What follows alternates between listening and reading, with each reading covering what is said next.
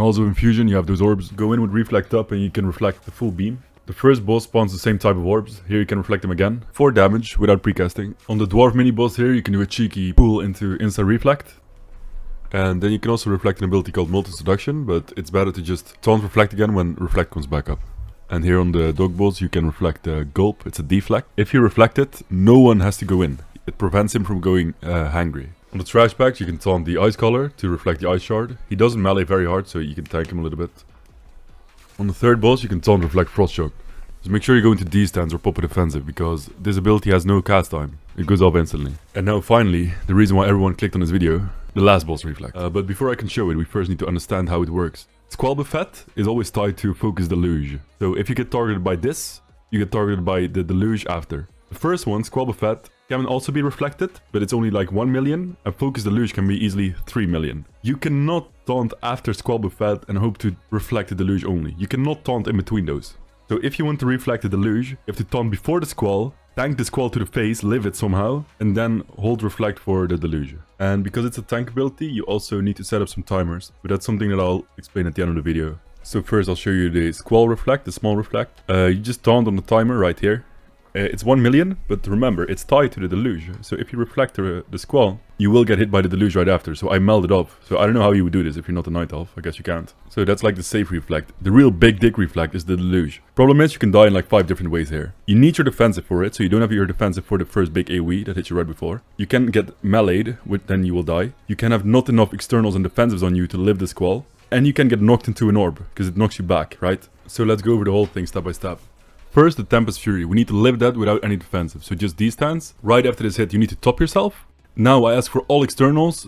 Sack, Enrage Regen, D-stance. Taunt very last second to not get meleeed.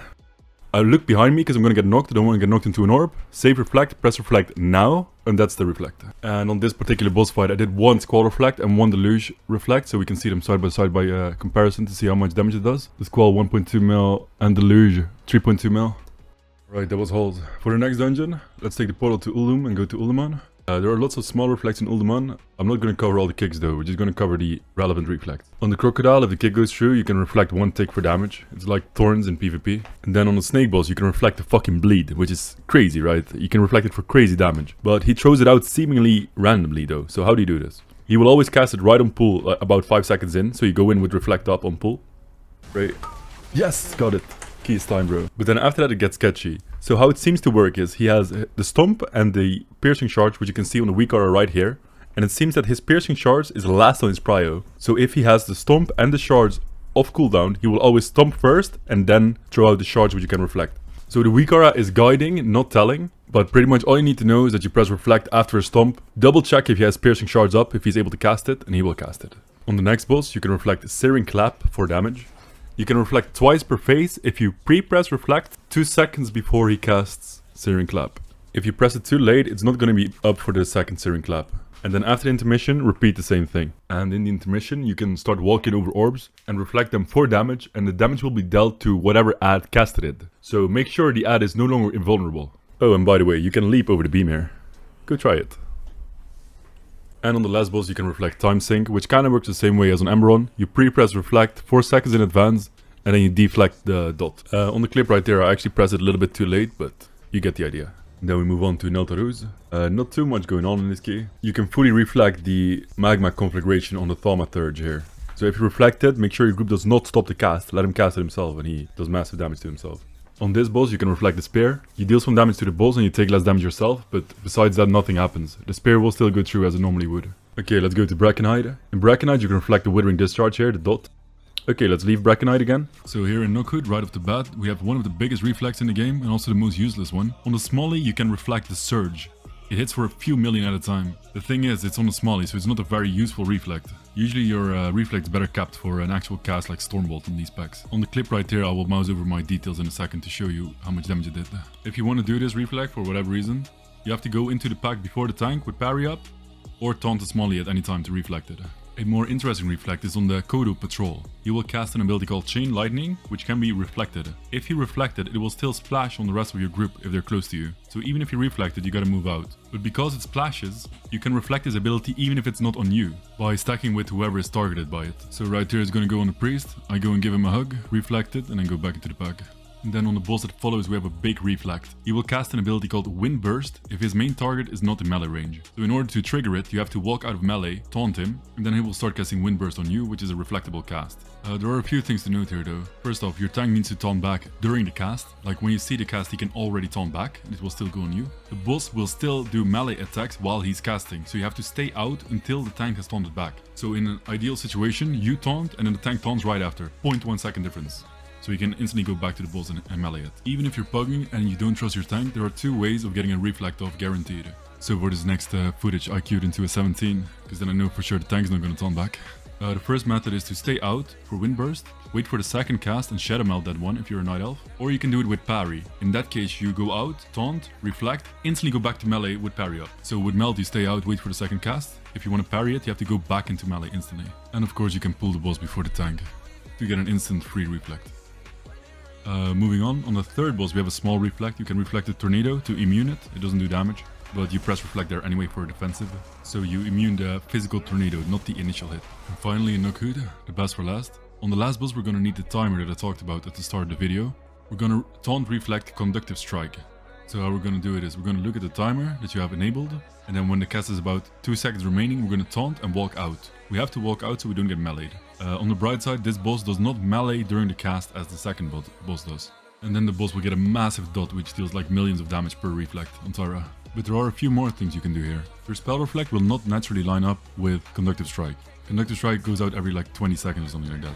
So what you can do is pre-press your spell reflect 3 seconds early, then wait a little bit, then taunt, and then you will have reflect up for the next cast as well. This is something you would do towards the end of a fight to get 2 reflects back to back. I have a clip of me doing it right here. And lastly, if you have 2 warriors on this boss, you can use the boss's own combo against him, because his follow-up spell, Thunderstrike, is also reflectable. So one warrior can reflect Conductive Strike, and the second one follows up with Thunderstrike. Like right here, I wait for her to reflect the Conductive Strike, and then I taunt reflect Thunderstrike. I don't know if it actually deals amplified damage as it would to a player, but it's a fun reflect nonetheless. Alright, moving on to Ruby life pools. On the first boss, you can taunt reflect the Frigid Shard, which is a very sketchy reflect. It's something I not typically do. If the tank is in trouble though, you can do it. It's especially free with parry taunt. So right here, the tank calls that he's in trouble. External?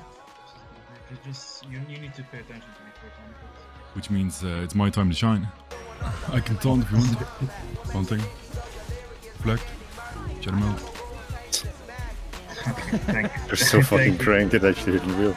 Another reflect you can do in Ruby is the Living Bomb on the Destroyer. It's a deflect, it does not do damage, but it's probably worth to deflect this rather than the casts on the smallies, because the casters will usually get kicked anyway. In this video I'm not going to cover all the kickable casts that can be reflected, right? That's obvious, so that's it for Ruby. In Azure Vaults we have a couple of taunt reflects, and if you pull those off, the tanks will love you, because they're all big tank smashers. The first one is on the first boss, and for that one we need the timer that we enabled at the start of the video. The ability is called Infused Strike. If you play with a Prot Warrior, he will reflect it himself, but if you play arms, you can easily take this with parry. And even if you play Fury, I usually take it as Fury as well. Like you can easily live 1 melee hit from the boss, it's fine. Depending on key level, of course. And then on the last boss, we're going to do exactly the same thing, but now the ability is called Dragon Strike. Small tip, if you play Fury, you can kinda taunt in between his melee attacks, they're very obvious, and arms are gonna have a really easy time with parry. Neither Infused Strike or Dragon Strike deal damage, sadly. It got nerfed on beta, I believe. It used to do damage, but not anymore. It's mainly just there for the tank. And then some small reflex in AV are the Erratic Growth on the tree. If no one kicks it, you can reflect that. As well as the pool on the floor. You can move through it with Spell Reflect, in case you need to move in for a kick or something like that. We're gonna talk about Academy, which only has some deflects, meaning none of the reflex here will deal any damage back to the mob. The first one is on the big Ravager, the jump, it can be deflected. The second deflect will be on the big first tree pool. The blue flies will jump on random players, right? And this can be deflected. So whenever the blue flies are in this pack, you can kinda just press Spell Reflect on CD, or otherwise the Weakaura linked in the video description will show a timer for when they're about to jump. They're about to jump, you can press it in case they jump on you and you will deflect it. On the Elemental Miniboss, you can deflect a tornado. It does not soak the tornado, it just allows you to move through it without dying. This is mainly useful if you want to charge it from behind the wall. And you can see if there's a tornado, you can press Spell Reflect while charging, something like that. And finally on Academy, you can reflect the bomb. The boss will turn to a random player and then will shoot the bomb at them, right? The circle, debuff. You can reflect this.